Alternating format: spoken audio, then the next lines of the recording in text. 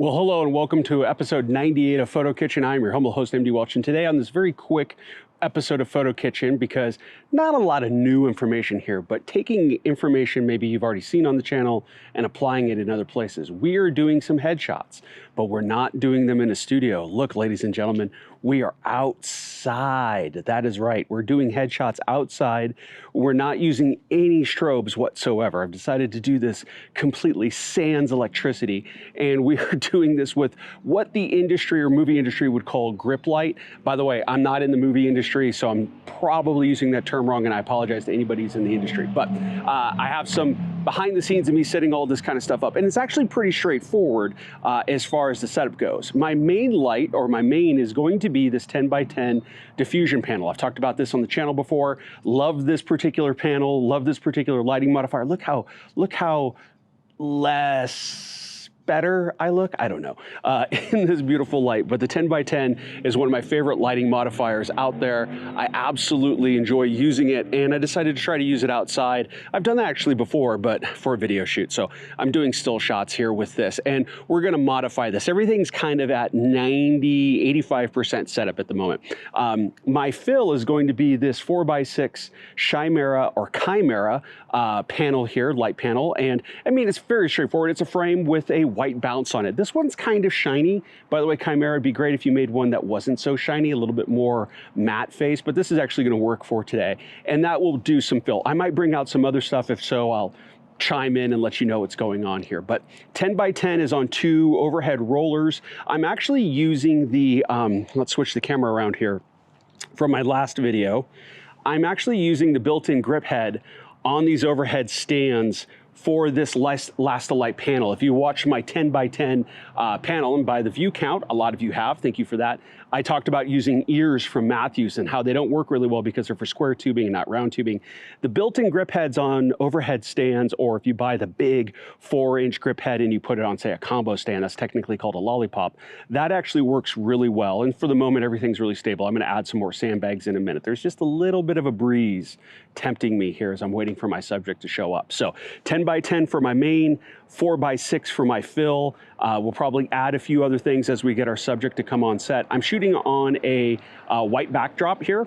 So 9-foot seamless white paper. And when my model gets here, I'll help her, or have her help me sweep this out a little bit more, and we'll kind of figure out where we're gonna go. The downside to this, I could already tell you the 2 major downsides to this. Number 1, wind. I live in Northern Nevada, and wind is always an issue in Northern Nevada, no matter what time of year it is. We're supposed to have calm winds today, but it's always gonna play a role. So I'm gonna sandbag the heck out of all of these stands. And even with that though, there's still a good chance of things tipping over or blowing over. So I gotta be aware of that. Number 2 is the sun is not going to cooperate. It's going to change. It's going to move around constantly in the light. Now, for a single subject, this works out great because it doesn't matter if the light pattern changes from look 1 to look 5. But if I was doing, say, corporate headshots or anything like that, this starts to become problematic because I'm going to be moving things around, and that's going to kind of cause an inconsistency in the lighting. You can actually see the light change behind me as it's kind of coming through trees here. So you could already see where my problem is going to be with that. So, but those are acceptable kind of payoffs there. So we'll go ahead and work around that. And actually, it's my backdrop that's blowing around. So because it's not swept out yet. So we'll fix that in a minute. So anyways, 10 by 10, 4x6. Those are my only things. Grip light, no electricity. We'll see how it goes. Stay tuned.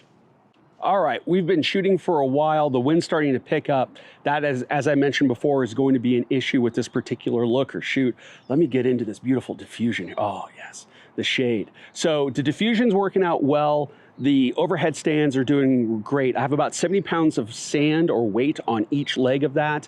The bounce has twisted a little bit. One downside to using a diffusion panel that attaches only to one light stand is the twist factor. It's not gonna tip over, but it can twist. It can spin around a little bit. So that has happened to us once. I've tightened it down as much as possible, but unfortunately can't be.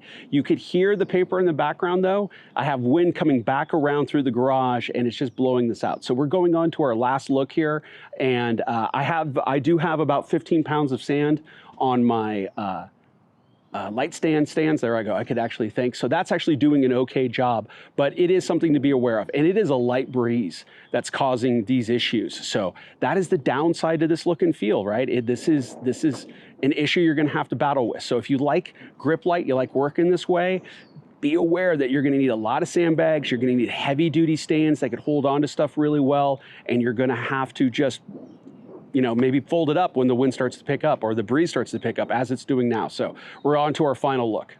Well, hello and welcome to a little bit of a post-mortem. I didn't do a wrap-up of the actual video. We tore everything down really quick. The breeze was starting to pick up, but I did want to share just a few quick thoughts on this. First and foremost was I really like the look that I produced here. There's a lot of things that I would do differently. I think I would actually do a negative fill. So instead of doing white with that panel that was off to the side, the 4x6 from Chimera, I might actually use the black side and do a negative fill, or actually bring in true flags and just create a little bit more shape and dimension in that.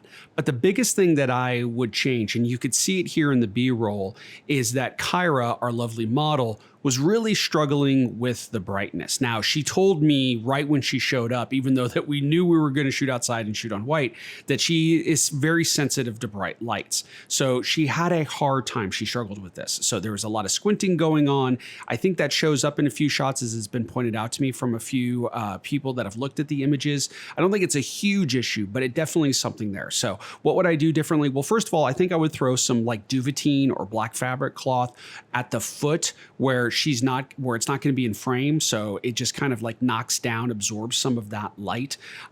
Work in props too. We shot some with sunglasses, and the sunglasses were much easier for her to work with than just looking without sunglasses and having her eyes exposed. I'm sure the white bounce off the side didn't help out at all, so that was probably a factor as well. But that kind of was something that emerged after we did this whole setup. All in all though, I really liked it. I'm a big fan of grip light. I'm going to continue to use it. I'm starting to shoot more and more with just available natural light, just because it's just a little bit different. I love strobe, don't get me wrong. I'm not putting away my strobes or hiding them, but there's just something that's really nice and impactful. And also, I really like being able to shoot on motor drive and not have to wait for flashes to recycle. And it's great to keep up with models, especially somebody like Kyra, who is dynamic, who's going to give me a little bit every single different time or take.